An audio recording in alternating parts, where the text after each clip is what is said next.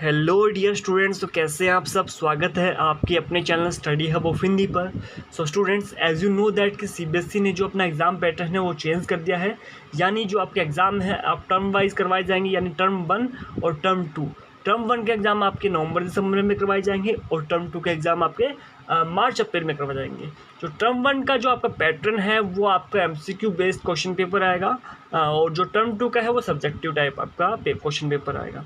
तो सबसे पहले जानते हैं क्लास 12 इकोनॉमिक्स के टर्म 1 का सिलेबस क्या रहने वाला है। तो उसके बाद देखेंगे हम जो टर्म 2 का सिलेबस क्या है। तो वीडियो में लास्ट तक बने रहिएगा। तो जानते हैं टर्म 2 का सिलेबस, टर्म 1 का सिलेबस क्या है। तो टर्म 1 का जो पैटर्न है एमसीक्यू बेस्ड क्वेश्चन पेपर। जो क्वेश्चन पेपर आएगा आपका एमसीक्यू बेस्ड, यानी मल्टीपल चॉइस क्वेश्चन। ठीक है।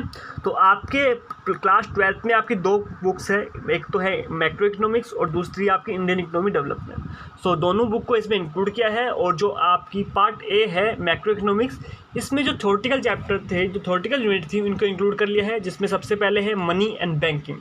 ठीक है। ये 6 मार्क्स आएंगे, यानी इसमें आपके 6 क्वेश्चन आएंगे एमसीक्यू टाइप। ठीक है। और जो government budget and the economy, ये भी आपके 6 मार्क्स की है। और जो बैलेंस ऑफ पेमेंट है ये भी आपके 6 मार्क्स की है। तो ये इस टोटल हम इनका करें तो 18 मार्क्स की जो आपकी कौन सी हो गई मैक्रो इकोनॉमिक्स। और इसके अलावा जो दूसरी बुक है आपकी कौन सी इंडियन इकोनॉमिक डेवलपमेंट, वो 22 मार्क्स की है। तो देखिए उनमें कौन कौन सी यूनिट को सम्मिलित किया गया है। सो development experience 1947 to 90 and economic reform since 1991, यानी जो आपके डेवलपमेंट एक्सपीरियंस है 1947 की, यानी जो आपका हमारा देश जो आज़ाद हुआ था 1947 से लेकर 1990 में, वो एक्सपीरियंस। और जो इकोनॉमिक रिफॉर्म्स जो 1991 में जो न्यू इकोनॉमिक पॉलिसी आई थी, वहाँ तक आपका सिलेबस दिया गया है, जिसमें है आपका Indian economy on the eve of independence. ठीक है। And Indian economy 1950 to 90 and liberalization, privatization और ग्लोबलाइजेशन एंड अप्रेजल। सो जो आपकी एलपीजी पॉलिसी है वो भी इसमें इंक्लूडेड है। ये है आपकी टोटल 12 मार्क्स की। इसके बाद है current challenges facing Indian economy की। इंडियन की जो हमारी इकोनॉमी है क्या क्या चैलेंजेस फेस कर रही है, ये यूनिट है आपकी 10 मार्क्स की, जिसमें आपका poverty, human capital formation and the rural development. तो ये हो गई आपकी 10 मार्क्स की। तो कुल मिला के आपका 18 मार्क्स की तो आपकी मैक्रो इकोनॉमिक्स और आपकी 22 मार्क्स की होगी आपकी इंडियन इकोनॉमिक डेवलपमेंट। तो इस प्रकार आपका जो क्वेश्चन पेपर आएगा वो आपका 40 मार्क्स का आएगा। एंड जो अदर 10 मार्क्स है वो आपके प्रोजेक्ट वर्क के होंगे। ठीक है। तो टर्म 1 का एक बार सिलेबस देख लीजिए कि आपका मनी एंड बैंकिंग में कौन कौन से टॉपिक्स हैं, उनको इंक्लूड कर दिया गया है। तो स्टूडेंट्स ध्यान दीजिए, जो हम टॉपिक बताने वाले हैं ये वो टॉपिक्स हैं जो आपके क्वेश्चन पेपर में आएंगे। तो आपके पास जो भी बुक्स है तो आप उसको मार्क कर लीजिएगा कि उन जो टॉपिक मैं नहीं बताऊंगा इस वीडियो में वो रिड्यूस हो चुके हैं। तो सबसे पहले है मनी एंड बैंकिंग या सप्लाई ऑफ मनी। इसमें है currency held by the public and the net demand deposit held by the commercial banks. ठीक है। तो सप्लाई ऑफ मनी में जो M1 है हमारा इंडिकेटर होता है, M1 को लिया गया है। एंड जो money creation by the commercial bank system की, आपका जो कमर्शियल बैंक सिस्टम है कैसे आपका मनी क्रिएशन करता है, central bank and its function, example of the reserve bank of India, bank of issue, government bank, bankers bank and control of credit. ये जो मेन फंक्शन है किसके, आरबीआई के हैं, यानी जो आपके सेंट्रल बैंक है उसके जो फंक्शन आपके एग्जाम में आएंगे। एंड तो आपकी नेक्स्ट यूनिट है government budget and the economy. इसमें आपका government budget, meaning, objective, components and classification of receipts, revenue receipts, capital receipt, classification of expenditure, revenue expenditure and the capital expenditure. ठीक है। तो सिलेबस आपका बिल्कुल इजी है। ठीक है। पर इसमें वो आपको कंसेप्ट बेस्ड क्वेश्चन आपके आएंगे। तो आपको इसमें जो एमसीक्यूज है वो हम आपके लिए एक सीरीज़ लेके आएंगे कि जो आपके टर्म 1 के लिए पूरी सीरीज़ आपको मिलेगी। ठीक है। नेक्स्ट है इसका measures of government deficit, revenue deficit, physical deficit, primary deficit and their meaning. And the जो 5th यूनिट है बैलेंस ऑफ पेमेंट, ये आएगी balance of payment account, meaning and component, foreign exchange rate, meaning of foreign fix and flexible rate and manage floating. So ये आपकी है macro economics जो term 1 में आने वाली है।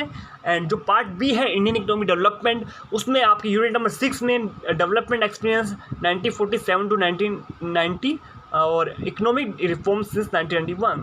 सो a brief introduction of the state of the Indian economy on the eve of independence, ये आपका आएगा। Indian economic system and the common goals of 5-year plan, जो पंचवर्षीय योजना है वो। And main features, problems, policies of agriculture.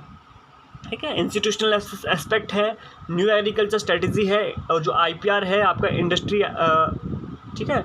IPR 1956 है, SSI role and importance and the foreign trade, ये सब आपके आएंगे 6th यूनिट में। और नेक्स्ट है इसमें इकोनॉमिक रिफॉर्म सिंस 1991, तो इसमें जो आपकी LPG पॉलिसी है, लिबरलाइजेशन, ग्लोबलाइजेशन और प्राइवेटाइजेशन, वो उसके फीचर्स आएंगे, and the concept of demonetisation and the GST, ये कॉन्सेप्ट आपके बारे में 1991 के एग्जाम में जो 1991 की जो पॉलिसी आई थी LPG वो, एंड जो कॉन्सेप्ट है डिमोनेटाइजेशन एंड द GST, इसके बारे में आप भले बातें परिचित होंगे क्योंकि ये तो अभी आपके कुछ ही बैक है कि GST कब आए, डिमोनेटाइजेशन कब, वो आपको पता ही है। एंड नेक्स्ट है आपकी unit number 7, current challenging facing Indian economy. So Indian economy कौन कौन से करंट चैलेंज फेस कर रहे हैं, उसमें poverty, human capital formation, how people become resource, role of human capital in economic development and the rural development के जो की इशू है, credit and the marketing, role of cooperatives, agriculture diversification, ये सब आपके आएंगे यूनिट नंबर 7 में। तो इस प्रकार जो आपका टर्म 1 का सिलेबस ख़त्म होता है। अब आते हैं हम जो टर्म 2 का सिलेबस है, इसका जो क्वेश्चन पेपर आएगा, ध्यान दीजिए स्टूडेंट, वो सब्जेक्टिव क्वेश्चन पेपर होगा। जो आपका टर्म 1 का था वो उसमें जो MCQ बेस्ड पैटर्न था, यानी जो मल्टीपल चॉइस क्वेश्चन उसमें आएंगे, और जो आपका टर्म 2 का है उसमें आपके सब्जेक्टिव क्वेश्चन आएंगे। तो उसमें पार्ट ए देखिए, जो आपकी पहली पुस्तक है, पहली बुक है मैक्रो इकोनॉमिक्स, उसमें जो national income and it's related aggregates, ठीक है, ये 10 मार्क्स का है। Determinants of income and employment, ये है आपका 12 मार्क्स का है, ठीक है। तो ध्यान दीजिए लास्ट टाइम में आपके जो मार्क्स हैं लास्ट टाइम भी इतने ही थे, बट उसमें क्या गया है कि जो आपका national income and determination of income and employment था वो एक साथ आता था, बस बाकी पहले भी 12 मार्क्स का था, अब भी 12 मार्क्स का है, और नेशनल इनकम पहले भी 10 मार्क्स का था, अब भी 10 मार्क्स का है, ठीक है। तो इस प्रकार जो आपकी मैक्रो इकोनॉमिक्स है वो आपकी 22 मार्क्स की हो गई है, और जो आपकी इंडियन इकोनॉमिक डेवलपमेंट है वो आपकी 18 मार्क्स की है। तो current challenging facing Indian economy, इसमें क्या है, employment, infrastructure, sustainable economic development, ये आपका चैप्टर 12 मार्क्स का है।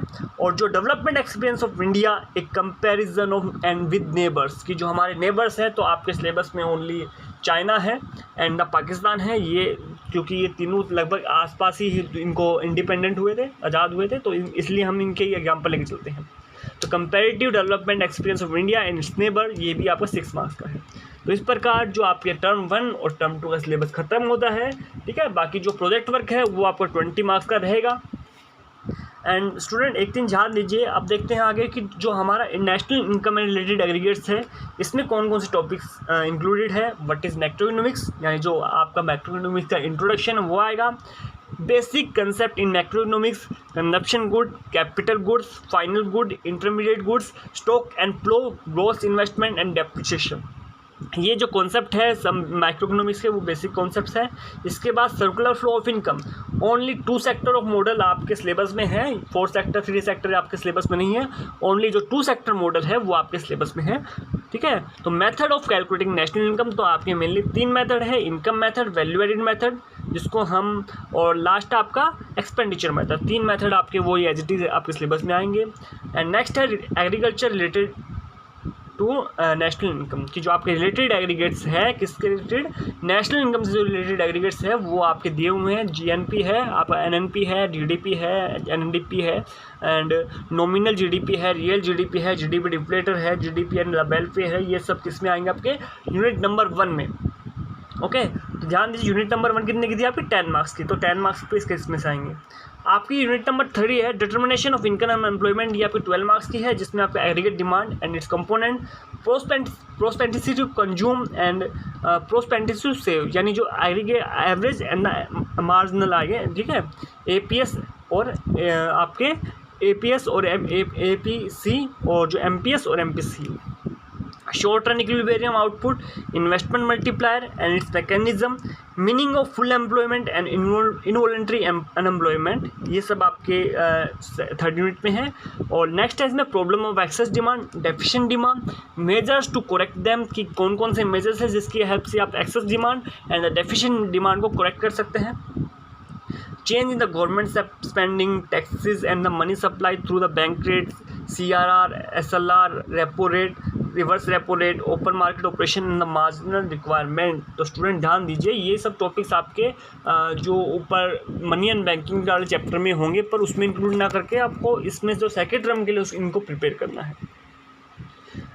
अब देखिए आपकी जो दूसरी बुक है इंडियन इकोनॉमिक डेवलपमेंट, उसमें आपका current challenging facing Indian economy, employment, infrastructure और सस्टेनेबल डेवलपमेंट, ये आपके 3 पॉइंट आएंगे। ठीक है, इसमें आप देख लीजिए क्या क्या केस स्टडीज़ वगैरह क्या क्या है वो आप इसमें आप स्क्रीनशॉट ले सकते हैं या फिर पेन पेपर लेके इसको वीडियो को पॉज करके आप इनको लिख भी सकते हैं। नेक्स्ट आपका development experience, A comparison with the neighbour India and the Pakistan, India and the China, issue economic growth, population sector development and the other human development indicators. ठीक है, जो SDI है, ठीक है, जो ह्यूमन डेवलपमेंट इंडेक्स है और भी इंडिकेटर है वो आप इसमें स्टडी करेंगे। तो इस प्रकार जो आपका टर्म 1 और टर्म 2 का सिलेबस खत्म होता है। और जो प्रोजेक्ट वर्क है आपका वो आपका 20 मार्क्स का है।